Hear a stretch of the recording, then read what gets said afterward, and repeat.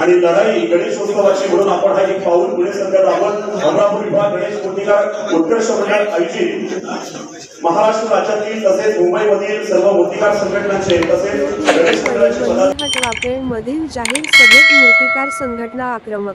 वेळ प्रसंगी आझाद मैदानावर आंदोलन करूचा इशारा. पीओपी प्रश्न सामंजस्याने सोडवण्याची गरज, माजी आमदार अनिकेत तटकरे. मूर्तिकार संघटनेला न्याय मिळण्यासाठी कायम पाठीशी, युवा नेते वैकुंठ पाटील. खासदार धैर्यशील पाटील, आमदार रवींद्र पाटील प्रयत्नशील.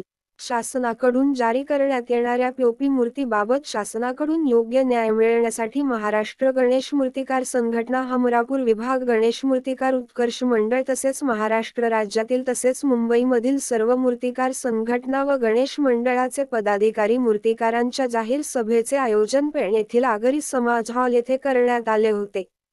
या कार्यक्रमावेळी माजी आमदार अनिकेत तटकरे, भाजप जिल्हा उपाध्यक्ष वैकुंठ पाटील, माजी नगराध्यक्ष शिशिर धारकर, खासदार धैर्यशील पाटील, आमदार रवींद्र पाटील, निलेश जाधव, महाराष्ट्र राज्य गणेश मूर्तिकार संघटनेचे अध्यक्ष अभय म्हात्रे, मुंबई गणेश मूर्तिकार समितीचे सचिव सुरेश शर्मा, प्रवीण बावधनकर, हमरापूर विभाग श्री गणेश उत्कर्ष मंडळाचे अध्यक्ष जयेश पाटील, माजी अध्यक्ष कुणाल पाटील, खजिनदार कैलास पाटील, सचिव राजन पाटील, नितीन मोकळ आदींसह शेकडोच्या संख्येने राज्यातील गणेश मूर्तिकार उपस्थित होते. आशिषजी शेलार साहेब त्या ठिकाणी मला भेटले.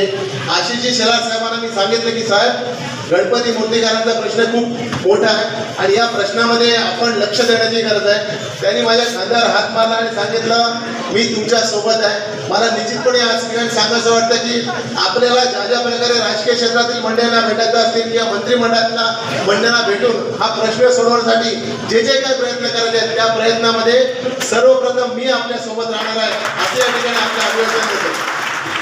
मला माहित आहे की जर आपण विचार केला तर पीओपी वरती बंदी, मला एक गोष्ट समजत नाही की हिंदू धर्मियांवरतीच का अन्याय होतो.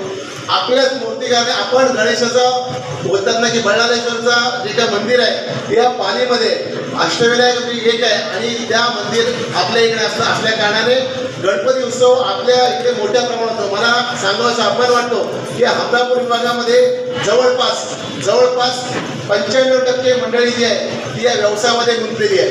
आज आपण पाहतो की या ठिकाणी परदेशामध्ये सुद्धा गणेश मूर्तीचा त्या ठिकाणी व्यापार होतो आणि असं होत असताना माझ्या भागातील माझ्या जवळील माणसावरती अन्याय होत असेल तर मी स्वस्थ बसणार नाही.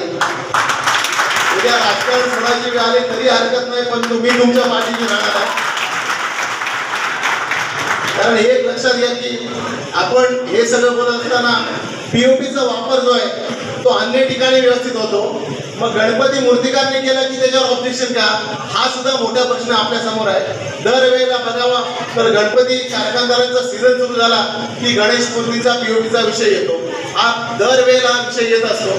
मी काल सुद्धा आपल्याला सांगायचं वाटलं की वकील जे काही आपल्या हायकोर्टात आहेत त्यांच्यासोबत सुद्धा चर्चा झाली आणि त्या चर्चेमध्ये त्यांनी बरेचसे मुद्दे सांगितले आणि त्या मुद्द्यामध्ये आपण बघितलं तर जर सखोल अभ्यास करून आपण व्यवस्थितरित्या जर लढा दिला तर नक्कीच आपला लढा यशस्वी होईल असं या ठिकाणी मी आपल्याला सांगतो. हा प्रश्न माझ्यासमोर एक 6 महिन्यापूर्वी मयुरेश चाचड घेऊन आला होता. त्यावेळेला मी त्याला सांगितलं मी पुढे कुठे येणार नाही, कारण कुठेही राजकीय माणूस समोर आला की त्या विषयाला कुठतरी खेळत असतो. पण त्याच्यानंतर त्याच्या हमरापूरच्या विभागातल्या सगळ्या मंडळांच्या बरोबर मीटिंग झाली.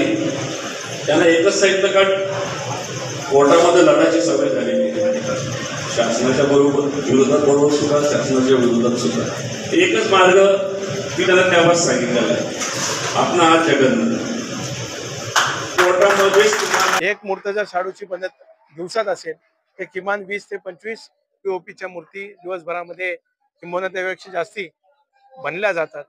त्याच्यातनं सुद्धा रोजगाराची संधी तर होतेच, पण आज घरोघरी जी गणेश उत्सव साजरा करण्याला आपण करतो, ह्या वर्षी जर बंदी अशीच राहिली तर सुपारी ठेवून गणेश उत्सव साजरा करावा लागेल अशी वेळ आम्हा भक्तगणांवर येईल.